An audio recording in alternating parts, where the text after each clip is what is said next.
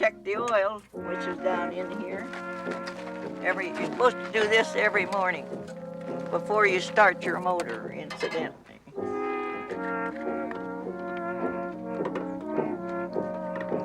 I spent my whole life raising kids and raising husbands.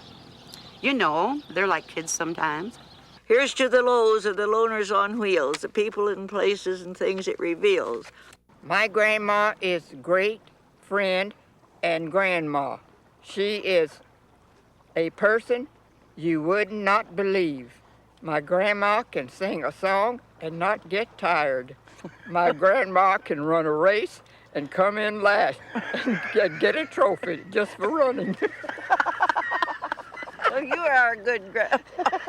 I'll be getting up morning, I'll be setting up a tiny table for two.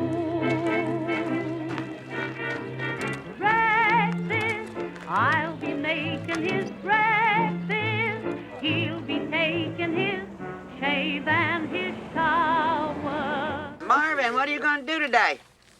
Not very much. Not very much. Just as least as I possibly can. She's all what Arkansas, boys. She's all what Arkansas. Why don't you come to my party tomorrow? I'm going to be 86. Anybody interested? Evelyn played a baritone, and Evelyn played the slide trombone, and I played the tuba. Sure. Baritone. Bum, bum, bum, bum, bum, bum, bum, bum, bum.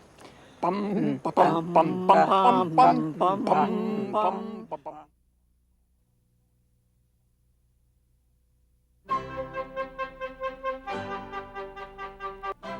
We learned the gardening because we had to learn gardening. My grandfather always had a garden, raised grapes and everything, and he hand you a hoe or a shovel and says, do it. And that's how you learn how to garden. I'll be rich as Rockefeller, the gold dust at my feet on the sunny side of the street. When you're Italian, you are Italian. That's it. You can't be none of somebody else. Come prima, più di prima, tamero.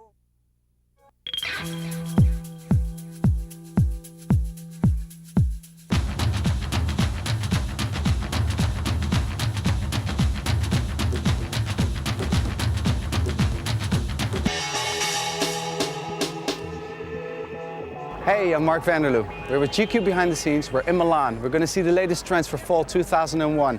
We're going to interview the designers and see what they have on the runway and in store for you next season. Let's go.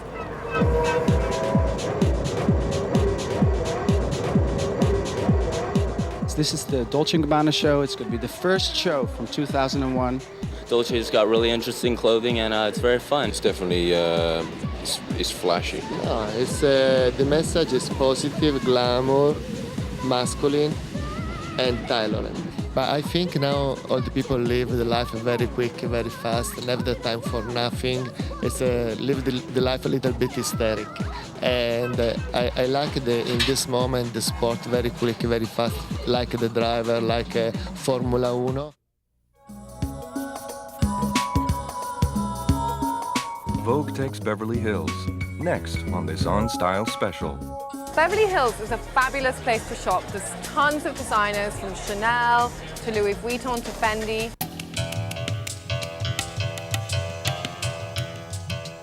This is from The Gap, this t-shirt. The jeans are like old blue jeans from Darryl K. And then I've got my little Jimmy Choo mules, stilettos, which I love, with a little silver heel, which is kind of chic and sexy. And then this little fur coat from Valentino. Fashion is like food and sex. It's a necessity. A feeling of being under the sea, becoming a part of an oceanic fantasy. Today we're gonna make some salmon roe caviar. The process begins by removing the roe or eggs. Rub the eggs lightly through this screen.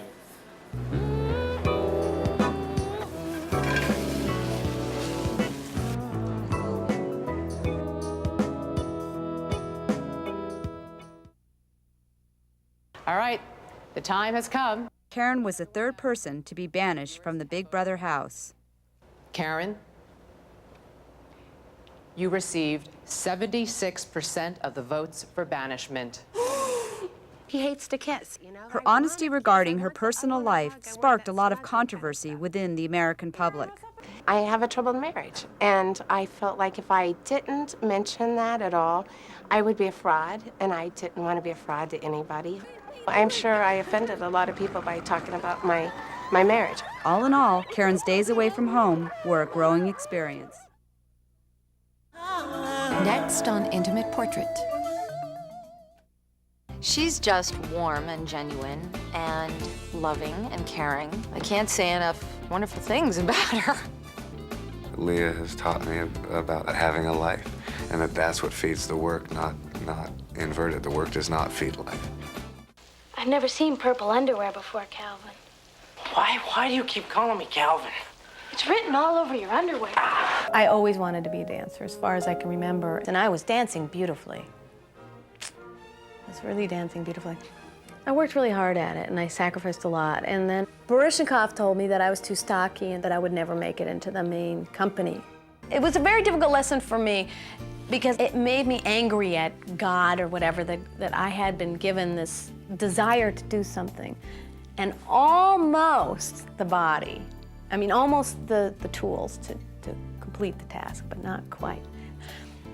I think you learn more from failure than from success, and I think sometimes the thing that you're really meant to do, you can't see, and you have to look in a different direction to find out your true calling.